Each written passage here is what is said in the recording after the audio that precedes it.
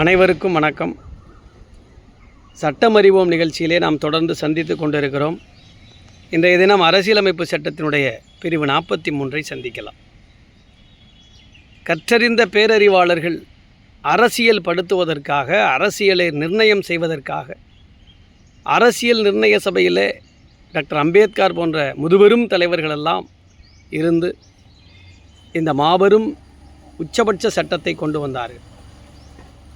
அவர்களை போன்ற அரசியல் படுத்தப்பட்ட, அரசியலை கல்வியால் கற்ற தலைவர்கள் இருந்ததால் தான் இன்றைக்கு இந்த ஜனநாயகம் இந்தியாவில் இருக்கிறது. ஆனால் சமீபத்தினுடைய அரசியல் நிகழ்வுகளை பார்க்கிற பொழுது அரசியல் படுத்தப்பட வேண்டிய சூழ்நிலை அதிகமாகவே இருக்கிறது. ஆர்டிகிள் 43, இந்திய தேசம் ஒரு பொது உடைமை தேசத்தை நோக்கி செல்ல வேண்டும், அனைவருக்கும் அனைத்தும் கிடைக்க வேண்டும், எல்லோருக்கும் எல்லாம் கிடைக்க வேண்டும், இந்த நாட்டில் ஏழை, சாமானியர், விளிம்பு நிலை மக்கள், பிற்படுத்தப்பட்ட, இதர பிற்படுத்தப்பட்ட, பட்டியல் சாதியினர், பட்டியல் பழங்குடியினர் என்ற வேற்றத்தாழ்வுகள் இல்லாமல் அனைவருக்கும் உணவு, உடை, இருப்பிடம், அத்தியாவசிய தேவைகள், கல்வி, மருத்துவம் கிடைக்க வேண்டும் என்கின்ற நோக்கில் சம வேலைக்கு சம ஊதியம், living wage, dignity of the life maintenance செய்யப்பட வேண்டும் என்று, வாழ்க்கை ஊதியம், கண்ணியமான வாழ்க்கை, அவர்களுடைய கலாச்சாரத்தை பாதுகாக்கிற வகையிலான ஊதியம் வழங்க வேண்டும் என்பதை அரசாங்கங்கள் உறுதி செய்ய வேண்டும் என்று இந்த ஆர்டிகிள் 43 சொல்கிறாங்க.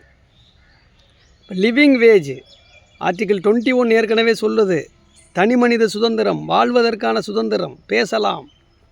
அது 19 சொல்லுது. பர்சனல் லிபர்ட்டி, அரசியலமைப்பில் வாழ்வதற்கான சுதந்திரம் இருக்கிற பொழுது வாழ்க்கை பொருளுதவி வேண்டும் என்று அரசாங்கங்கள் மக்களுக்கு உறுதி சொல்ல வேண்டும். ஆக இந்த 43 பிரகாரம் இன்றைக்கு எந்த சூழ்நிலையிலாவது சமவேளைக்கு சம ஊதியம் என்பதை நாம் எட்டியிருக்கிறோமா என்று சொன்னால் ஐயப்பாடு தான். இன்றைக்கு ஆண்கள், பெண்கள் ஊதிய விகிதம் வேறு வேறாக இருக்கிறது. அரசாங்க வேலையை தவிர்த்து தனியார் நிறுவனங்கள் இன்றைக்கு நேர்முகத் தேர்வு மூலமாக எடுக்கிற வேலைகளை தவிர்த்து 60% மனித உழைப்பால் மட்டுமே, ஹியூமன் ரீசோர்ஸ் என்று சொல்லப்படுகிற மனித உழைப்பால் மட்டுமே நிகழ்ந்து கொண்டிருக்கிற அத்துணை தொழில் சார்ந்த வேலைகளிலும் ஆண்களுக்கு ஊதிய விகிதம் வேறு, பெண்களுக்கு ஊதிய விகிதம் வேறு. அதிலும் 14 வயசுக்கு மேற்பட்டு 21 வயதுக்குள் இருக்கக்கூடிய இளைஞர்களுக்கு ஊதிய விகிதம் வேறு. ஆக இந்த 3 விதமான ஊதிய விகிதத்தோடு தான் இன்றைக்கு அரசில் இந்த நாட்டில் ஊதிய விகிதம் இருக்கிறது. அப்போ ஆர்டிகிள் 43 கான்ஸ்டியூஷன் அமைக்கும் பொழுது வைத்திருப்பதற்கான நோக்கம் என்று நாம் பார்க்கிற பொழுது, வாழ்வதற்கு சுதந்திரம் இருக்கிற பொழுது வாழ்க்கைக்கான பொருளுதவி, வாழ்க்கைக்கான ஊதியம் கிடைக்க வேண்டும். குறைந்தபட்ச ஊதிய சட்டம், ஓய்வூதிய சட்டம், பணிக்கொடை வழங்கக்கூடிய சட்டம், ஊக்க ஊதியம் வழங்கக்கூடிய சட்டம், கர்ப்பிணி பெண்களுக்கு பேறுகால விடுமுறை சம்பளத்தோடு வழங்கக்கூடிய சட்டம், இதெல்லாம் இருந்த பொழுதும் கூட இன்றைக்கும் முதலாளித்துவம் மேம்பட்டு இருப்பதாலே தொழிலாளர்களினுடைய உழைப்பை உறிஞ்சி ஊதியம் அதிகம் பெறக்கூடிய, லாபம் அதிகம் பெறக்கூடிய தொழில் நிறுவனங்கள் ஆண்களுக்கும் பெண்களுக்கும் ஒரே மாதிரியான ஊதியத்தை வழங்குவதற்கு முன்வரவில்லை. இன்றைக்கு இந்த நாட்டில் பல பஞ்சாலைகள் மூடப்பட்டிருக்கின்றன. ஒரு பஞ்சாலை இயங்கினால் 1000 குடும்பங்கள் வாழ முடியும். ஆனால் அன்றைக்கு தொழிற்சாலை சட்டங்கள், தொழிலாளர் சட்டங்கள் வந்த காலகட்டங்களில் இந்த பஞ்சாலைகளில், நூற்பாலைகளில் முறையாக சட்டப்படியாக பென்ஷன் வழங்கப்பட்டது, ஊக்க ஊதியம் வழங்கப்பட்டது, வார விடுமுறை வழங்கப்பட்டது, போனஸ் வழங்கப்பட்டது.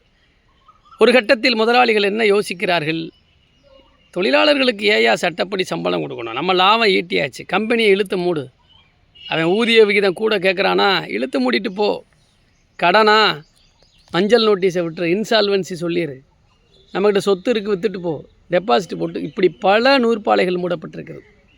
பல்வேறு விஷயங்களை இந்த ஆர்டிக்கிள் சம்பந்தமாக நாம் பேச முடியும். ஆகவே ஆர்டிக்கிள் 43 அரசாங்கத்திற்கு வழிகாட்டக்கூடிய நெறிமுறையாக இருந்தாலும் கூட அரசாங்கம் விரைவில் இதை ஃபண்டமெண்டல் ரைட்ஸாக, ஒரு மனிதனுடைய உழைப்பில் எத்தனை கலோரி செலவாகிறதோ அதை பொறுத்து ஊதிய விகிதம் வேண்டும். இன்றைக்கு நாட்டில் தூய்மை பணியாளர்களுக்கு என்ன சம்பளம், ஒரு பள்ளிக்கூடத்திலே 2 நேரம் கழிப்பறையை சுத்தம் செய்யக்கூடிய தூய்மை பணியாளருடைய ஒட்டுமொத்த மாத சம்பளம் அதிகபட்சம் 8000 ரூபாய். 1500 2000 பிள்ளைகள் படிக்கக்கூடிய அந்த கழிப்பறையில், பள்ளிக்கூடத்தினுடைய கழிப்பறைக்குள்ளே உள்ளே போய் வர முடியுமா? வீட்டில் 4 பேர் இருக்கக்கூடிய ஒரு வீட்டில் கழிப்பறை 2 நாள் சுத்தம் செய்யாவிட்டால் உள்ளே போயிட்டு வர முடியாது. அப்போ எவ்வளவு தூரமான ஒரு சானிடேஷனுக்குள்ளே அவங்க சுகாதாரத்தை மேம்படுத்த செல்லக்கூடிய அந்த தூய்மை பணியாளர்களுக்கு என்ன சம்பளம்? ஒன்றும் இல்லை, பேரூராட்சி, நகராட்சி, ஊராட்சிகளில் சுத்தம் செய்யக்கூடிய தூய்மை பணியாளர்களுக்கு என்ன சம்பளம்? நாம் இன்றைக்கு எத்தனையோ சர்க்கார் வந்திருக்கு, நாங்கள் காந்தி ஆட்சி, கக்கன் ஆட்சிலாம் சொல்கிறாங்க, மாற்றங்கள்னு சொல்கிறாங்க. கீழிருந்து சம்பள விகிதத்தை மாற்றணும். ஒருத்தர் லஞ்சம் வாங்குறான்னா அந்த ஆஃபீஸுக்குள்ளே 1.5 லட்சம் வாங்குறவன் அதிகாரி, 70,000 வாங்குறவன் சூப்பரண்டன்ட்டு, 50,000 வாங்குறவன் அசிஸ்டண்ட்டு, 30,000 வாங்குறவன் ஜூனியர் அசிஸ்டண்ட்டு, வெறும் 7,000 வாங்குறவன் அலுவலக உதவியாளர் ஓஏ. அவன் லஞ்சம் வாங்காமல் என்ன செய்வார்? சார், சம்பள விகிதம் என்பதை உழைப்பை பொறுத்து நிர்ணயம் செய்யுங்கள். நாங்கள் IAS IPSஐ நம்ம மறுக்கலை. உயர்ந்த படிப்பு, சிரமப்பட்டு படித்து வருகிறார்கள், அவர்களுடைய சம்பள விகிதம் ஒரு பக்கம் இருக்கட்டும். மற்ற ஊதிய விகிதங்களே அந்த அலுவலகத்தில் இருக்கக்கூடிய கடைநிலை பணியாளர் வரையில் ஊதிய விகிதத்தை ஒழுங்குபடுத்தும் பொழுது லஞ்சத்தை நாம் ஒழிக்க முடியும். அதேபோல் உழைப்பூதியம், உழைப்பை அதிகமாக செலவழிக்கக்கூடிய மக்களுக்கு சரியான ஊதியத்தை வழங்குகிற அந்த லிவிங் வேஜ் என்பதை ஆர்டிகிள் 43 கீழாக அரசாங்கங்கள் முன்வந்து கொடுத்தால் லஞ்ச லாவண்யத்திற்கு நாம் முற்றுப்புள்ளி வைக்க முடியும். ஆகவே வாழ்வதற்கான உரிமை இருக்கிற பொழுது வாழ்க்கை நடத்துவதற்கான ஊதியம் கிடைப்பதை அரசாங்கங்கள் உறுதிப்படுத்த வேண்டும் என்று இந்த ஆர்டிகிள் சொல்கிறது. மற்றொரு சட்டப்பிரிவில் சந்திக்கலாம். நன்றி, வணக்கம்.